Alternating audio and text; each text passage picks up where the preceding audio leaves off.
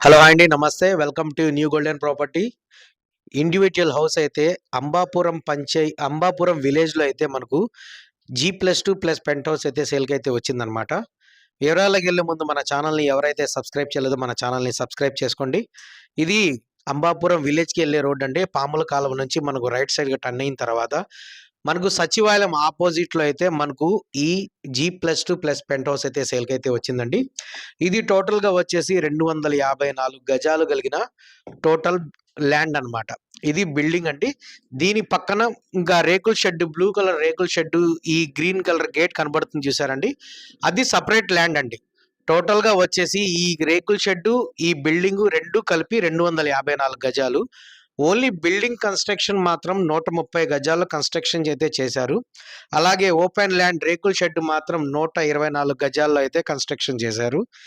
ఈ building front of the road వచ్చేసి 20 feet road అయితే ఉందండి. బ్యాక్ సైడ్ మనకు వెంచర్, ఈ ఆర్చ్ చూస్తున్నారండి, ఇది వెంచర్ అన్నమాట. ఈ కాంపౌండ్ వాల్, ఇది బిల్డింగ్ ఎలివేషన్ ఫ్రంట్ ఆఫ్ దని. మనకు ఒక సింగిల్ బెడ్రూమ్ గ్రౌండ్ ఫ్లోర్ లో అయితే కన్స్ట్రక్షన్ చేశారు. పైన ఫస్ట్ ఫ్లోరు మరియు సెకండ్ ఫ్లోరు మాత్రం 2 BHK అండి. అలాగే పెంట్ హౌస్ కూడా 1 BHK అయితే కన్స్ట్రక్షన్ అయితే చేశారు. ఇది మెయిన్ వచ్చేసి హాల్ అనమాట అండి. ఇది మెయిన్ హాలు. ఫస్ట్ ఎంట్రన్స్ లో గ్రౌండ్ ఫ్లోర్ లో కన్స్ట్రక్షన్ చేసింది. ఈ బిల్డింగ్ కన్స్ట్రక్షన్ అయ్యి 5 years అవుతుంది. ఇది ఇంకో డైనింగ్ హాల్ లేదా టీవీ కమోడ్ లాగా కూడా యూజ్ చేసుకోవచ్చు.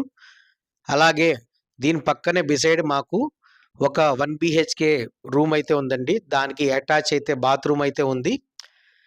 ఇది రూమ్ అనమాట. దానికి అటాచ్ అయితే వాష్రూమ్ అయితే ప్రొవైడింగ్ చేశారు. దాని పక్కనే మనకు కిచెన్ కూడా ప్రొవైడింగ్ చేశారండి. ఈ వెస్ట్ బైపాస్ కి నియర్ బై అండి. వెస్ట్ బైపాస్ కొత్తగా కన్స్ట్రక్షన్ చేసిన వెస్ట్ బైపాస్ కి నియర్ బై లో అయితే మనకు ఈ ప్రాపర్టీ ఉందన్నమాట. దీనికి రెంట్ వచ్చేసి టోటల్ బిల్డింగ్ కి 25,000 అయితే రెంట్లు అయితే వస్తున్నాయండి. బిల్డింగ్ ప్రైస్ వచ్చేసి 1,30,00,000 అయితే చెప్తున్నారండి. టోటల్ గా నెగోషియబుల్ అండి.